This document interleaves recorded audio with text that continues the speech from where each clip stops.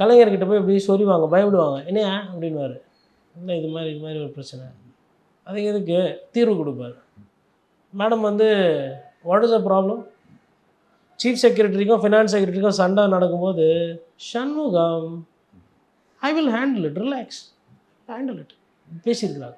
No madam, from there it is easy to say, from here it is difficult to sign சொன்ன ஒரு சண்முகம். தலைமை செயலராக என்ன வேணால் சொல்லலாம், நிதித்துறை செயலாளராக என்னால் கையெழுத்து போட முடியல, கஜானாவில் பணம் இல்லை, நான் இதை தான் சொல்கிறேன்.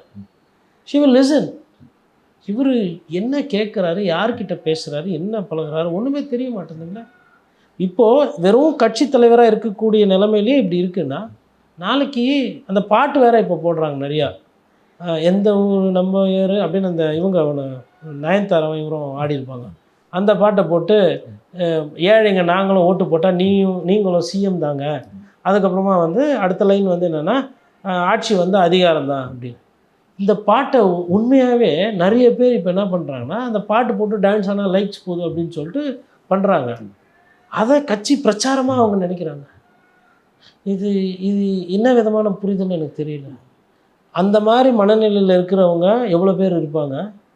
அந்த வியூஸ் போகும், பார்த்தவனே திருப்பி பார்ப்பான். ஒரு புள்ள நல்லா நடனம் ஆடுதுன்னா இளம் வயசில் இருக்கிற ஆம்பளைங்க என்ன பண்ணுவாங்க, ஒருத்தர் 20 வாட்டி பார்ப்பான். டெய்லி காலைல ஒரு வாட்டி, சாயந்தரம் ஒரு வாட்டி, நைட்டு ஒரு வாட்டி பார்ப்பான். அது பார்த்தா 10 லட்சம் வியூஸ் போயிருக்கும். அப்போ என்ன அர்த்தம்? 10 லட்சம் வாக்காளர்கள் பார்த்ததா அதுக்கு அர்த்தமா? புரிதல் இல்லை, தெரியல.